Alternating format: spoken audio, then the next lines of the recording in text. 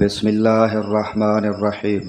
ابن عمر رضی اللہ عنہما سے روایت ہے، انہوں نے کہا کہ نبی کریم صلی اللہ علیہ وسلم نے کھجور کو درخت پر اس وقت تک بیچنے سے منع فرمایا ہے جب تک اس کی پختگی ظاہر نہ ہو، اور ابن عمر رضی اللہ عنہما سے جب پوچھتے کہ اس کی پختگی کیا ہے، وہ کہتے کہ جب یہ معلوم ہو جائے کہ اب یہ پھل آفت سے بچ رہے گا۔ صحیح بخاری حدیث نمبر 1486۔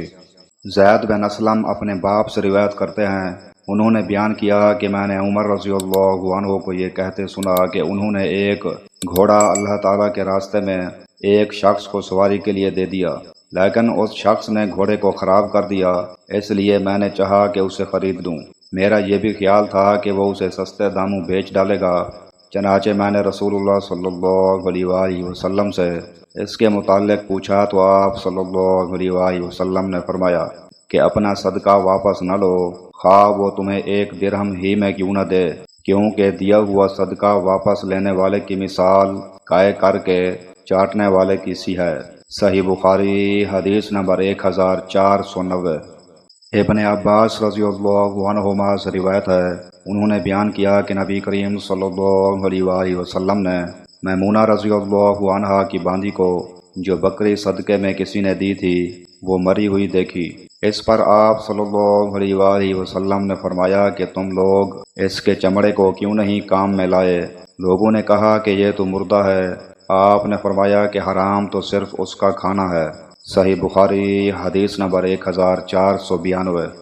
حضرت عائشہ رضی اللہ عنہا سے روایت ہے، انہوں نے کہا کہ ان کا ارادہ ہوا کہ بریرہ رضی اللہ عنہا کو جو باندھی تھیں آزاد کر دینے کے لیے خرید لیں، لیکن اس کے اصل مالک یہ چاہتے تھے کہ ولا انہی کے لیے رہے۔ اس کا ذکر عائشہ رضی اللہ عنہا نے نبی کریم صلی اللہ علیہ وسلم سے کیا تو آپ نے فرمایا کہ تم خرید کر آزاد کر دو، ولا تو اسی کی ہوتی ہے جو آزاد کرے۔